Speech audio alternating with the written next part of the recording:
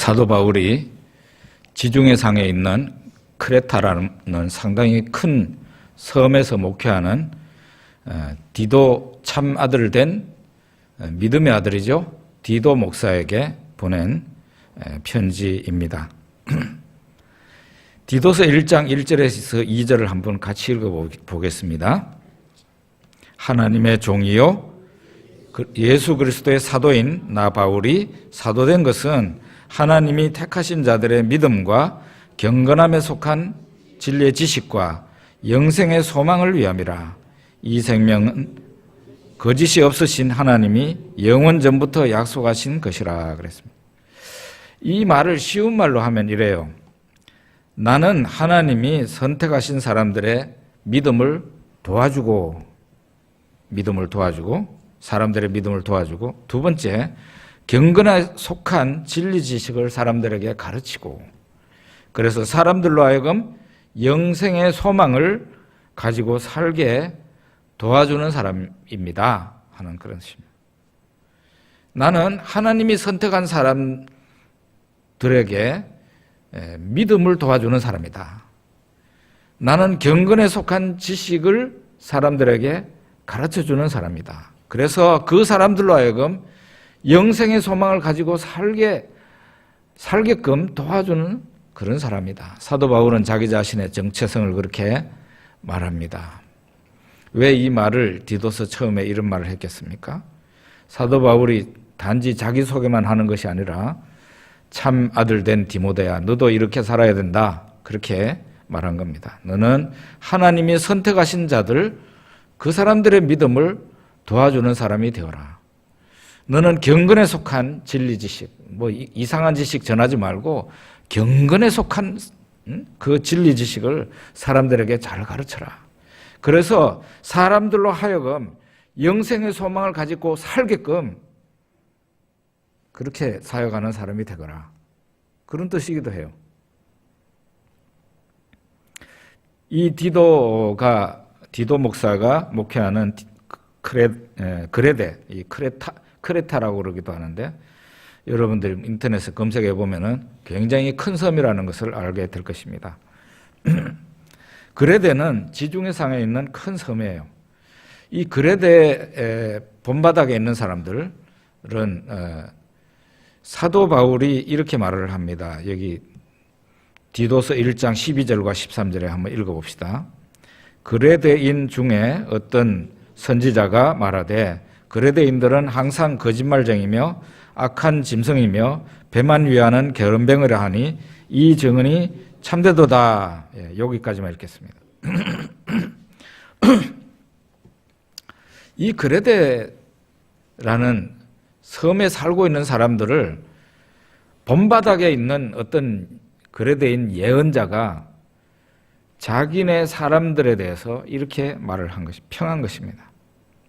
항상 거짓말하고 나쁜 짐승 같고 배만 위하고 게으름뱅이들이다. 안 좋은 건 다 있네요. 사도 바울이 그 예언자의 말을 인용하면서 그 말이 맞다는 말이에요. 그 말이 맞다. 이런 사람을 상대로 해가지고 디도 목사가 복음을 전하고 목회를 하고 있었습니다. 오늘날 우리 한국교회 목회자들은 이 한국 사회가 어떤 사회라는 것을 잘 알고 또 목회를 해야 되겠죠. 디도 역시 마찬가지로 그 사회가 어떤 사회인지를 잘 알고 그 사회와 휩쓸려 가지고 동화되거나 그렇게 해서는 안 되고 그 사회에 복음의 씨앗을 뿌리고 복음으로 변화시키는 그런 사람이 돼야 되죠. 지금 우리 한국 사회를 정리해 본다면 여러분들은 어떻게 정리할 수 있습니까? 성공을 위해서 특별히 젊은 사람들 전력 질주하는 그런 사회예요. 목사가 이것을 기억하고 있어야 됩니다. 그리고 좌우 이데올로기가 막 사정없이 충돌을 하고 있는 그런 사회. 이거 목사가 잘 알고 있어요. 거기에다가 동성애자들이나 이런 분들이 사실 성경적으로 보면 분명히 죄인데 이런 분들이 자기 자신들을 그냥 오픈하면서 거리에서 시위를 하고 거기에 또 일단의 사람들은 저항하는 데모도 하고 하는 막 여러 가지 사상이 충돌하고 있는 그런 사회입니다. 거기다가 우리 한국 교회는 또 어떻습니까? 한국 교회는 지도자들이 욕을 얻어먹고 있죠. 욕을 얻어먹고 있습니다. 한국 사회가 교회를 곱게 보지 않는 그런 시기에 목사들이 목회를 하고 있습니다. 동화돼야 되겠습니까? 아니라는 거죠. 하나님의 복음을 위해서 이 모든 것을 정면 돌파해서 하나님의 종답게 하나님 앞에서 이 대사회적으로 사역을 감당해야 된다. 그런 말입니다. 사도 바울은 이와 같이 항상 거짓말을 하고 나쁜 짐승 같고 배만 위하고 욕심이 꽉 차 있다는 거죠. 거기다가 게으른 이 사람들을 상대로 사도 바울은 디모데에게 이렇게 목회하라고 얘기를 하면서 놀랍게도 디도서에서는 사회를 바꾸라는 말을 하지 않아요. 사회를 바꾸라는 말을 하지 않고 이 디도서에서는 교회 안에서 좋은 사람을 직분자로 세우고 신자 교육을 잘하라고 그렇게 얘기하고 있습니다. 디도서를 요약하면 바로 그거예요. 나가가지고 저 사회에 나가가지고 사회적인 책임을 다한다면서 계속 데모하고 대사회적인 발언을 하고 그 다음에 그것을 이슈에서 지지 않으려고 이슈를 선점하고 그렇게 하라고 말을 하지 않고 이 디도서에서 하는 말은 오직 교회에서 정말 합당한 사람, 흠이 없는 사람을 교회 지도자로 세우고 그리고 교인 교육을 잘해서 가정에서 어떻게 하고 사회에 나가서 어떻게 하고 권세 잡은 자, 이 통치자들에게는 어떻게 하라는 그런 얘기가 바로 이 디도서에 쓰여 있습니다. 왜 그런 말을 했을까요? 교회 지도자가 똑바로 서고 교인이 믿음과 행위가 바로 서 있지 않으면 사회를 어떻게 변화시킵니까?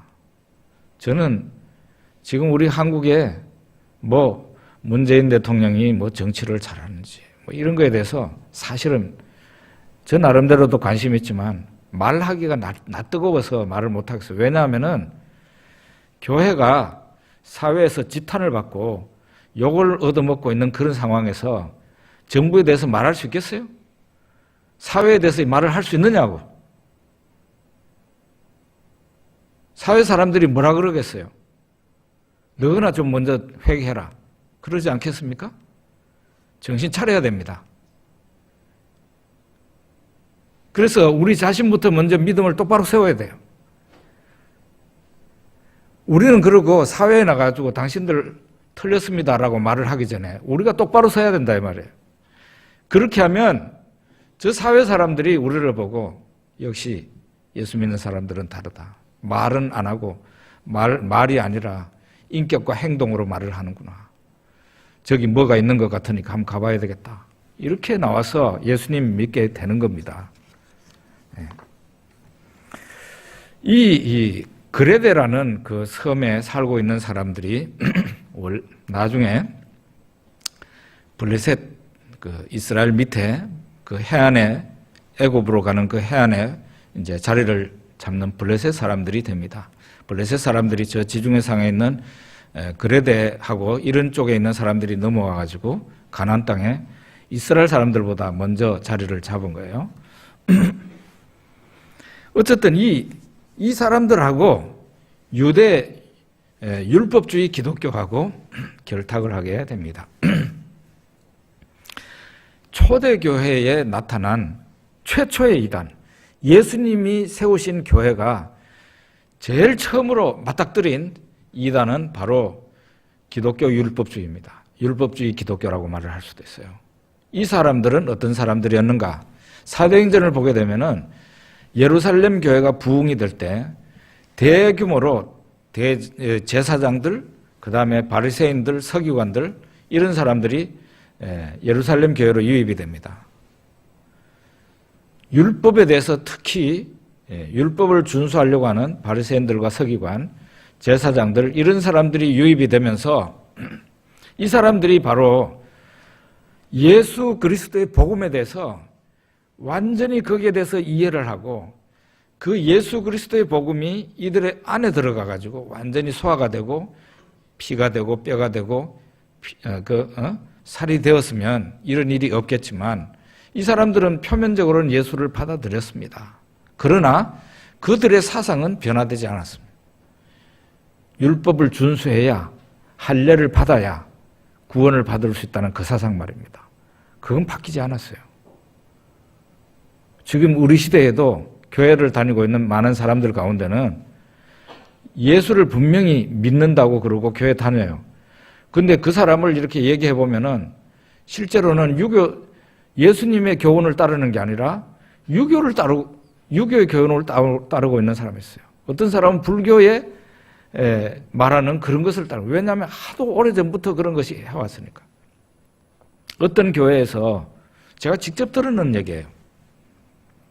전심 식사를 이제 우리들처럼 하고 난 뒤에 그 아내인 여자 집사님이 일이 있다면서 교회 안에 다른 모임이 있다면서 남편한테 여보 이 밥그릇 좀 내 대신에 치워주세요 그랬답니다.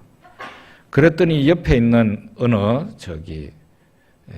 중년 남자분이 그 옆에서 식사하시는 분이 그 여집사님을 보고 이거를 여자가 치워야지 남자한테 시킨다고.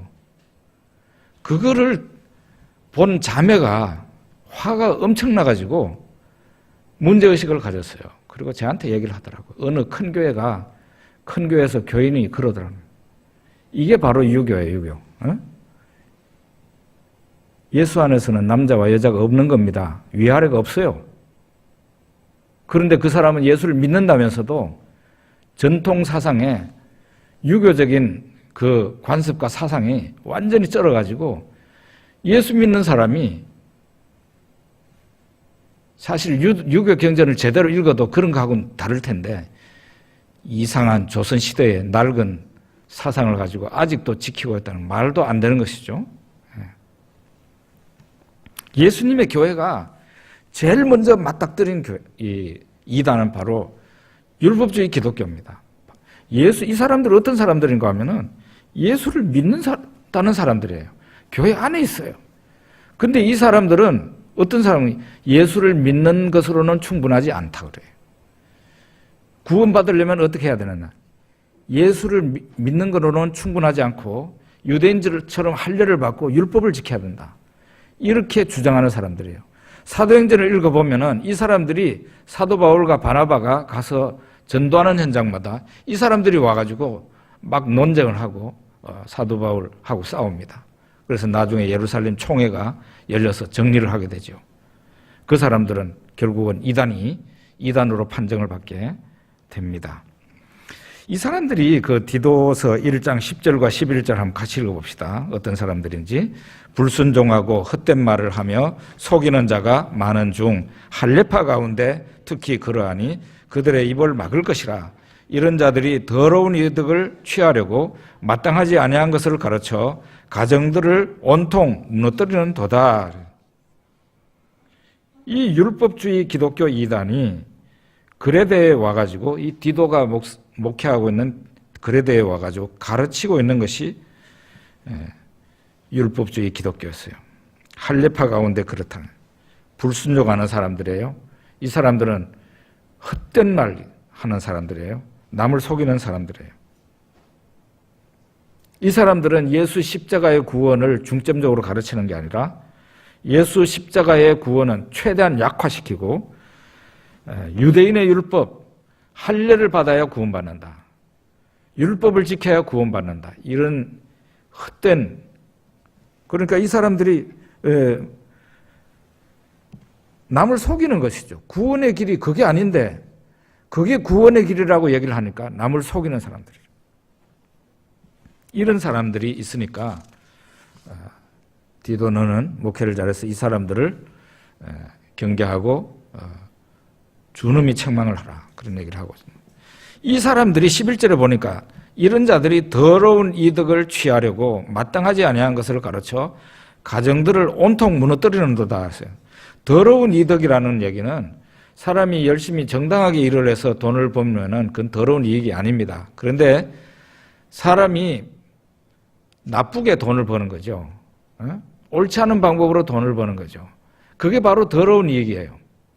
교회 안에서 정당하게 혹은 교회 밖에서 정당하게 그 봉급을 받거나 뭐 그렇게 한 게 아니라 이 사람들은 종교를 이용해서 사람 착취해가지고 돈을 끌고 모으는 사람들이니까 더러운 이득을 취하는 사람들이에요. 그 결과로 어떻게 됩니까? 막 가정들이 온통 무너지는 것이죠. 오늘날 대부분의 이단이 더러운 이득을 취하는 자들입니다. 그 사람들에게 미혹이 돼서 이렇게 가면 정신이 망가지고 영혼이 망가지고 사람이 멍청해져 가지고 돈을 달라는 대로 헌금을 하라는 대로 헌금을 합니다. 그래서 어떻게 되는지 아십니까? 가정이 망가지는 거예요. 가정이 무너지는 것이죠.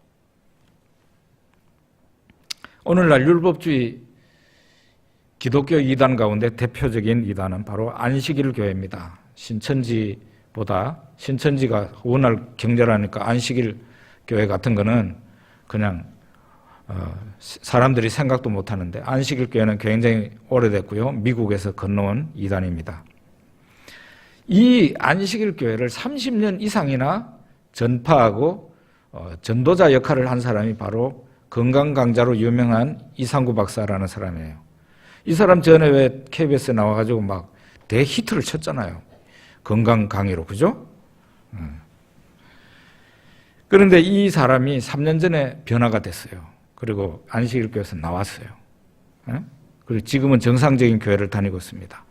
어떤 일이 일어났는가 하면은 3년 전에 자기도 이상구 박사도 안식교 교인인데 안식교 교회에 한 여집사가 자기를 찾아왔다고 합니다. 암 환자였는데 이 암세포가 뇌하고 폐하고 간하고 온몸에 다 퍼져가지고 병원에서 2달밖에 못 산다 하는 그런 판정을 받은 자매였다고 합니다. 이 암 환자 여집사님이 와가지고 이상구 박사한테 상담을 하면서 내가 살 수 있습니까? 하는 그거를 상담을 한 게 아니고 나는 천국 갈 수 있습니까? 하는 상담을 하더랍니다. 나는 천국 갈 수 있습니까? 이제 암 고치는 건 포기한 거죠. 이 여집사가 먼저 그 이상구 박사한테 오기 전에 자기 교회가 있으니까 자기 안식일 교회 목사를 찾아가가지고 목사님, 나는 암이 걸렸습니다. 병원에서 못 고쳐준답니다. 나는 지금 죽으면 천국 갈 수 있습니까? 하고 물은 거예요. 그랬더니 이 안식일 교회 목사가 안식교에는 조사심판이라는 교리가 있습니다. 그들 독특한 교리예요. 조사심판. 조사심판 교리를 말을 하면서 하나님이 당신을 조사해봐야 알 수 있다. 그러더라고요. 그러니까 이 목사도 모른다는 거예요. 조사해봐야 하니까. 그래서 이 시원하지 못하니까 이 여집사님이 안식일 교회 목사님을 더 3분이나 더 찾아가가지고 물었는데 그들도 동일하게 대답을 했다고 합니다. 이 여집사님은 40년 동안이나 안식일 교회를 다니면서 충성하고 봉사했는데 천국에 들어갈 수 있다는 확답을 받지 못해가지고 큰 충격을 받은 거예요. 그리고는 이제 마지막에 이상구 박사는 사실은 그 호스피스 사역도 하거든요. 그러니까 거기 와가지고 상담을 하는 가운데 내 이 병을 고칠 수 있습니까가 아니라 내가 지금 천국 갈 수 있습니까? 하는 그런 상담을 이상구 박사한테 한 것입니다. 이상구 박사는 이 사람이 찾아오기 전까지만 해도 안식교에 대해서 아무 문제를 못 느끼고 그냥 그렇게 살아왔대요. 자기가 고백하기를. 이 여집사님이 이렇게 말하는 바람에 성경을 자기가 들여다보게 됐다는 겁니다. 성경에 들여다보니까 성경을 이제 차근차근 읽고 공부하다가 보니까 성경에서 말하는 내용하고 이 안식교의 교리가 너무 틀리더라는 거예요. 너무 틀려. 조사심판 뭐 이런 게 없다는 거예요, 성경은. 응? 대표적인 얘기를 이상구 박사가 합니다. 성경에 탕자의 비유가 나오죠.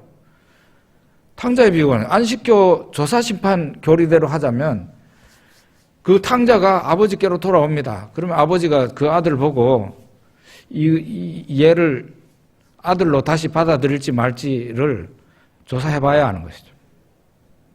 안 그래요? 그런데 어떻게 합니까, 성경은? 그 아들이 저 멀리 돌아오는데 대부분 막 그냥 쫓아나가잖아요. 나가지고 아들을 안으면서 데리고 와가지고 씻기고 좋은 옷을 입히고 사람들 다 모아가지고 잔치를 하고 소하고 양을 타고 잔치하고 그 다음에 그 아들의 손에 결정적인 뭐 가락지를 끼워줍니다.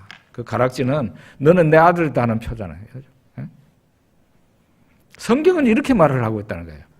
하나님 앞에 돌아오면은 그 인간이 어떤 인간이든지 간에 하나님이 막 대환영하면서 받아주는 거죠. 이게 구원이에요, 구원. 조사 심판해보고 구원해 주는 게 아니라 하나님 앞에 돌아오면은 그 사람 어떤 죄인이든지 간에 하나님께서 대부분의 받아주시고 하나님의 자녀로 그렇게 해주시는 거죠. 이상구 박사가 충격받은 성경을 그때까지만 해도 성경을 제대로 안 읽었대. 예수님 한쪽 편에 달린 강도가 예수님에게 말을 합니다. 예수여 당신의 나라에 임하실 때 나를 생각하소서. 그렇게 안식교 교리대로 말하자면은 너를 조사 심판을 좀 해봐야 되겠다. 그렇게 나와야 정상이라는 거예요.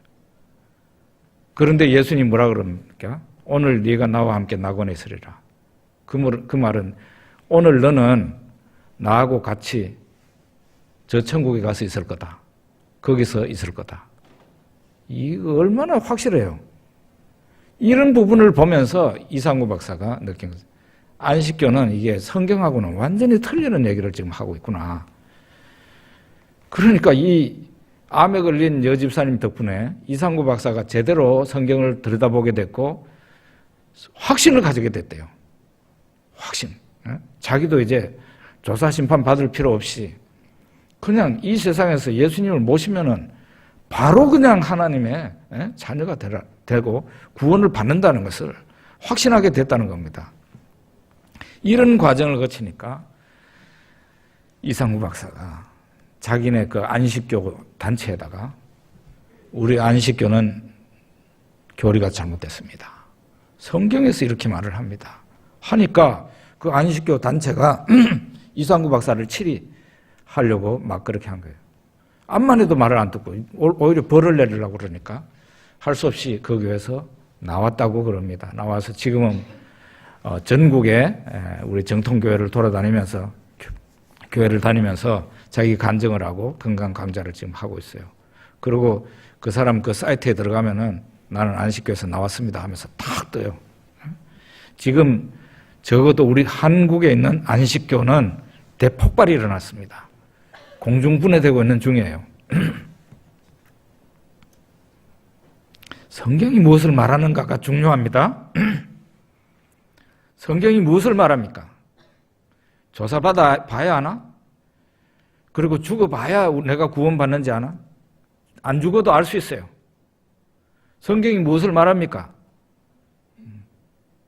우리가 죽기 전에 우리가 지금 현재 내가 구원받았는지 안 받았는지를 알 수 있어요. 단 한 가지는 내가 십자가에 달리신 그 예수, 나를 위해서 또 다른 사람을 위해서 그 죄를 도말해버리기 위해서 하나님 자녀로 삼기 위해서 십자가에 달리신 그 예수를 내가 그대로 받아들였는가 모셔드렸는가 바로 거기에 문제가 있는 거예요. 그게 돼 있다면 그 사람이 사람 한 사람을 죽인 사람이 아니라 10사람을 죽인 사람이라 할지라도 그 사람은 오늘 이 시간 구원을 받는 거예요. 조사 심판을 받을 필요가 없어요. 죽어봐야 아는 것도 아니에요. 성경은 분명히 그렇게 말을 합니다. 탕자가 아버지 앞에 돌아올 때 아버지는 대번에 쫓아나가가지고 대번에 끌어안고 그 아들을 씻겨주고 좋은 옷을 입히고 소하고 짐승들을 잡아서 동네 사람들 다 모여가지고 잔치하고, 그리고 그 아들에게, 그 죄인인 아들이죠, 그 아들에게 가락지까지 끼워서 너는 내 아들이다, 너는 내 종이 아니야, 아들이야. 구원을 바로 지금 받는 거예요. 저 하늘나라 가봐야 아는 게 아니에요. 믿습니까?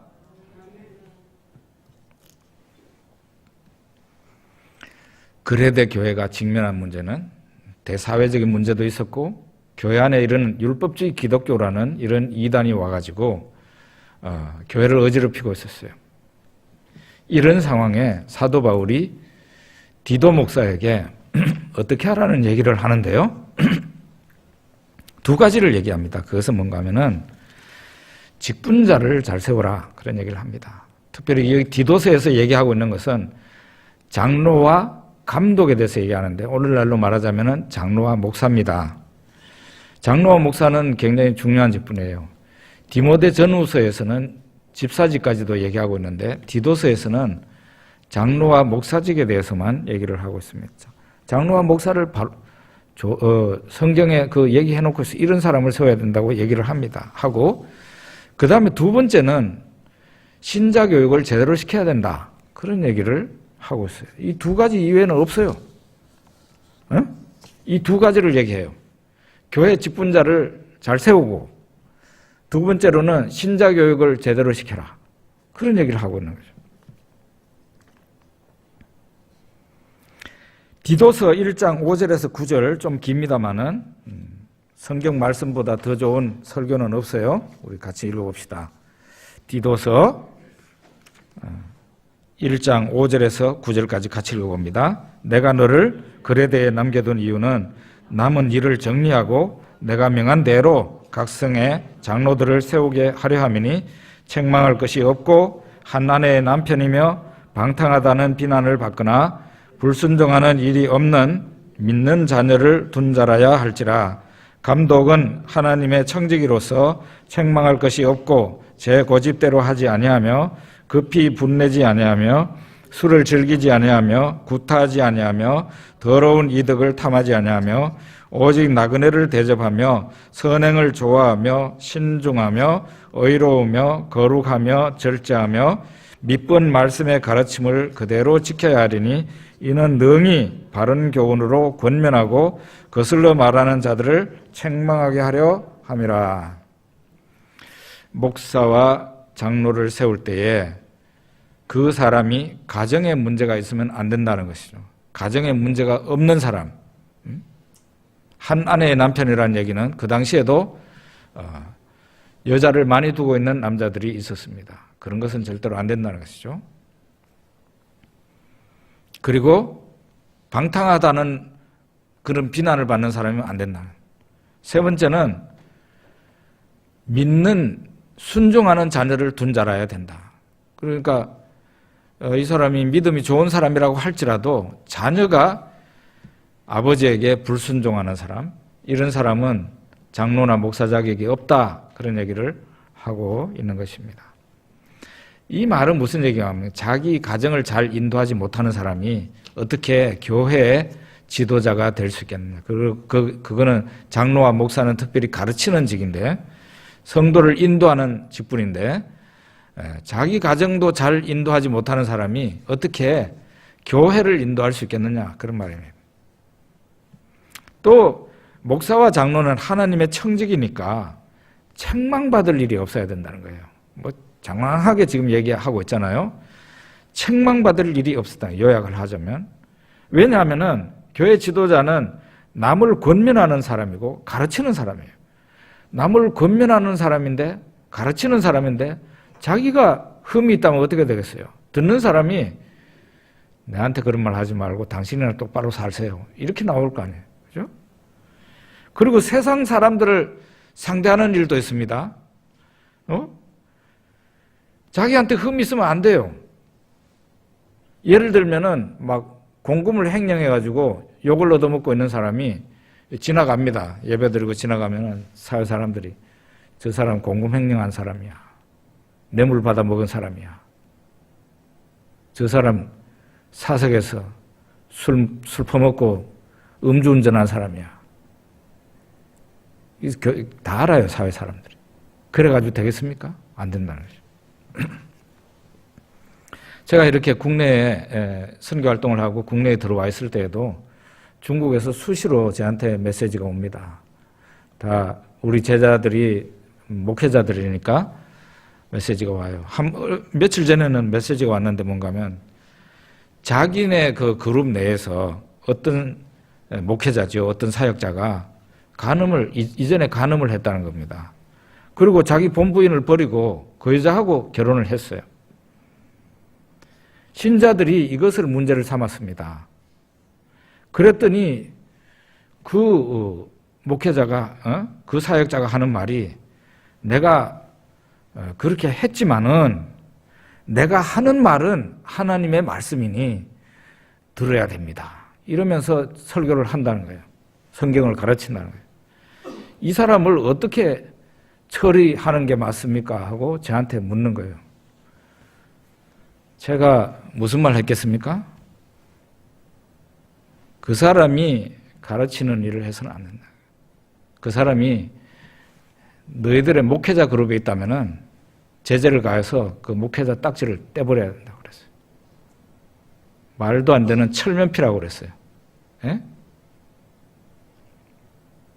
그런 사람들이 서면 되겠어요? 한 아내의 남편이 돼야 된다고 그랬는데. 예? 이렇게 교회의 직분자로 선다는 것은 사람들에게 말을 듣는 사람이 돼서는 안 된다는 것을 우리에게 일러주고 있습니다. 신자의, 그 다음에는 이제 신자 교육을 제대로 해야 된다는 얘기. 신자가 어떻게 가정에서, 어떻게 바깥에 나가서 사람들에게 해야 되는가. 그리고 권력자들에게, 통치자들에게 어떻게 해야 되느냐 하는 것을 말하고 있는데요.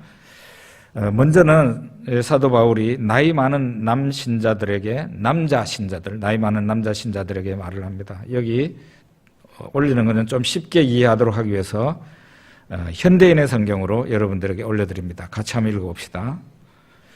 나이 많은 남자는 절제하고 존경할 만하며, 이거 개역 개정판으로 올렸는데 그냥 읽읍시다. 늙은 남자로는 절제하며 경건하며 신중하며 믿음과 사랑과 인내함에 온전하게 하고. 제가 이 현대인의 성경으로 보니까 나이 많은 남자는 절제해야 된다. 존경할 만해야 된다. 자제할 줄 알아야 된다. 건전한 믿음과 사랑과 인내로 생활하게 해야 된다. 여기에서 가장 들어오는 것이 절제해야 된다는 거예요. 절제라는 것은 자기 통제를 잘하는 사람이에요. 존경할 만해야 된다는, 이게 또 두 번째 얘기입니다. 존경할 만해야 된다. 나이 많은 남자들이 존경받는다는 것은 대단히 쉽지 않은 문제예요. 우리 사회에서 나이 많은 남자들이 존경을 잘 못 받아요. 젊은 사람들이 그런 사람들 볼 때 뭐라 그러는지 아십니까? 꼰대라 그래요, 꼰대. 그 말은 자기 행동은 별로 좋지도 않으면서 이 사람 저 사람 간섭하니까 꼰대라고 하는 겁니다. 나쁜 말이죠, 그죠? 그 다음에는 나이 많은 여신자들에게 디도서 2장 3절에 이렇게 말합니다. 한번 띄워주십시오. 그냥 그대로 띄우면 됩니다. 늙은 여자로는 이와 같이 행실이 거룩하며 모함하지 말며 많은 술에 종이 되지 아니하며 선한 것을 가르치는 자들이 되고, 이렇게 말을 하죠. 거룩한 생활을 해야 된다. 거룩하다는 것은 이게 나이가 많지만은 교회 밖에 그 나이 많은 여자들하고는 달라야 된다는 거죠. 교회 다니는 신앙인 여신자들, 연세 많은 어른들은 달라야 된다는 거예요. 그리고 모함해서는 안 된다. 헐뜯는 이런 거 하면 안 된다는 거죠. 연세 많은 여신자들이 조심해야 될 게, 남들에 대해서 이 말 저 말 하는 것 절대로 그 성경은 못하도록 돼 있어요. 술 좋아하면 안 된다고 그랬어요. 또 우리나라는 남자들이 술 좋아하는데 여기는 또 그레데는 연세 많은 여자분들이 술을 좋아했던 모양이에요. 이런 사람은 이렇게 하면 안 된다. 그리고 선한 것을 젊은 여자들에게 가르치라고 해야 되는 선한 것. 올바른 교훈이죠. 그렇게 해가지고 디도서 2장 4절 5절을 얘기하는데요. 한번 읽어봅시다. 그들로 젊은 여자들을 교훈하되 그 남편과 자녀를 사랑하며 신중하며 순전하며 집안 일을 하며 선하며 자기 남편에게 복종하게 하라. 이는 하나님의 말씀이 비방을 받지 않게 하려 함이라. 그러니까 여기에서도 거룩한 젊은 자매들에게는, 교회 여신자들에게는 남편과 자녀를 사랑하도록, 여기 절제하라고 그랬고 순결하라고 그랬고 부지런히 집안일을 하라고 그랬고 친절하고 남편에게 복종하라고 했습니다. 이는 하나님의 말씀이 비난을 받지 않게 하려는 거예요. 이거는 앞에 다 해당이 되는 거예요.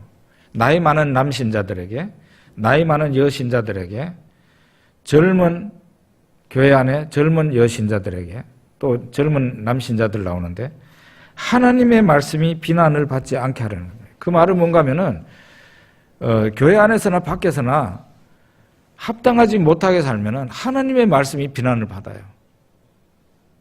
가정에 꼭 신앙이 여리거나 아니면은 불신자들도 있을 수 있어요. 그리고 사회에서 우리가 만나는 사람들 가운데 불신자들이 많습니다. 무슨 얘기합니까? 우리의 행실과 인격이 올바르지 못하면 어떤 말을 듣는가 하면은 네 교회에서 그거밖에 못 배웠나?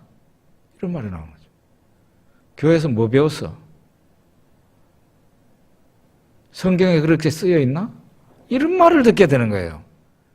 그런 말을 듣지 않도록 신자가 인격과 삶이 성경에 이렇게 일치가 되는 그런 삶을 살도록 해야 된다. 그 다음에 이제 젊은 형제들에게 하는 말은 디도스 2장 6절에 나오는데요. 같이 읽어봅시다. 너는 이와 같이 젊은 남자들을 신중하도록 권면하되. 현대인의 성경에는 젊은 남자들에게는 절제하라고 권면합니다. 신중이라는 말이 절제라는 말로 그렇게 되어 있네요. 자기 자신을 잘 통제하는 거죠. 셀프 컨트롤. 자기 자신을 절제하는. 젊은 청년들, 나이가 비교적 젊은 분들은 이런 것을 잘 못하죠. 그렇게 하라고 얘기를 하고 있어요. 그리고 디도서 3장 1절을 한번 읽어봅시다. 디도서 3장 1절 어떤 게 나오는지. 너는 그들로 하여금 통치자들과 권세 잡은 자들에게 복종하며 순종하며 모든 선한 일 행하기를 준비하게 하며, 이렇게 얘기하고 있습니다. 신자들을 잘 가르쳐서 통치자들과 정부 당국에 복종하고 순종하며 언제나 선한 일을 하도록 해야 된다. 이런 말을 하고 있죠.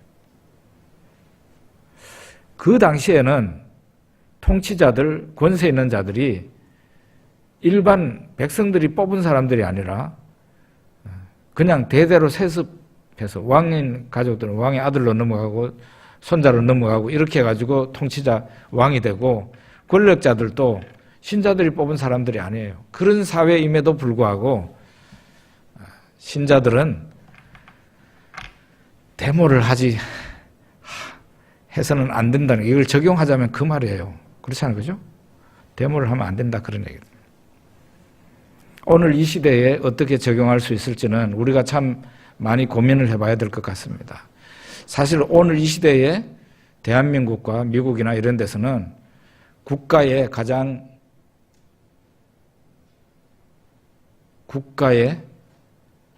그 대통령이나 국회의원이나 전부 다 국민들이 뽑습니다. 말하자면 국민이 제일 위에 있는 거죠. 이런 사회이니까 통치자들에게 우리가 순종해야 되나라는 생각이 듭니다. 그런데 이게 법에 의해서 계약이 되어 있는데요. 뽑으면 대통령이 5년 동안 일을 한다 그러면은 그 대통령에게 실제로 국민들이 뽑을 때 권력을 줍니다.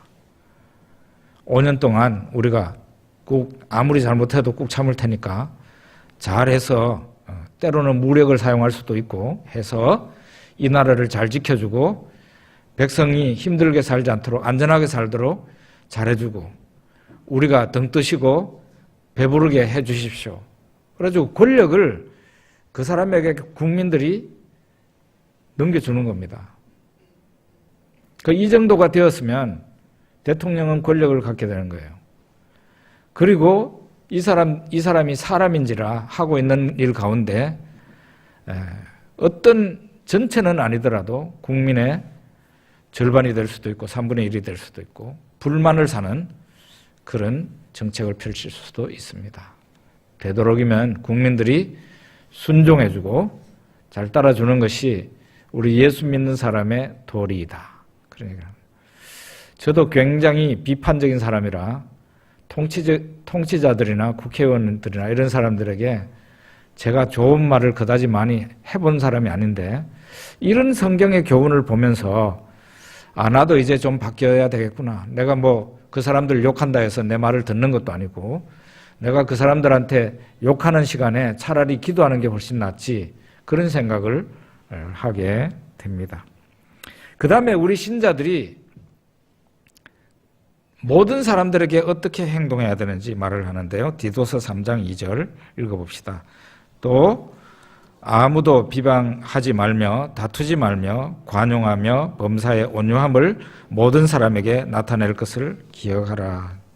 남을 헐뜯거나 다투지 말고 항상 관대하고 사람들에게 부드럽게 대하라고 이렇게 말하고 세상이 이상하게 돌아가고 또 교계 우리 교회도 교회 단체 안에 들어가 있지만 이상하게 돌아가는 이런 현대교회 상황에서 사도 바울은 어떻게 이 시대에 왔다면 사도 바울이 어떻게 말할 수 있겠습니까? 그레데 교회에 대한 디모데 목사가 어떻게 해야 된다는 걸 가르쳤는데 두 가지를 얘기했어요. 직분자를 바로 세우라. 또 하나는 교인 교육을 제대로 하라. 그렇게 우리가 변화가 된다면 직분자가 정말 인격이 변화가 되고 직분자가 하나님 말씀대로 살고 성도들이 그렇게 살면 세상 사람들이 저기에 정말 저 사람들이야말로 진짜다. 저기에 진리가 있는 모양이다. 저 사람들은 진짜 하나님을 제대로 믿고 있는 사람들이다 해서 교회로 돌아오고 그 사람들이 변화가 될 수 있지만 교회가 대사회적인 투쟁을 하고 데모를 한다 해서 그 사람들은 절대로 변화가 되지 않는다는 것을 우리들에게 가르쳐주고 있는 겁니다. 기도하겠습니다. 하나님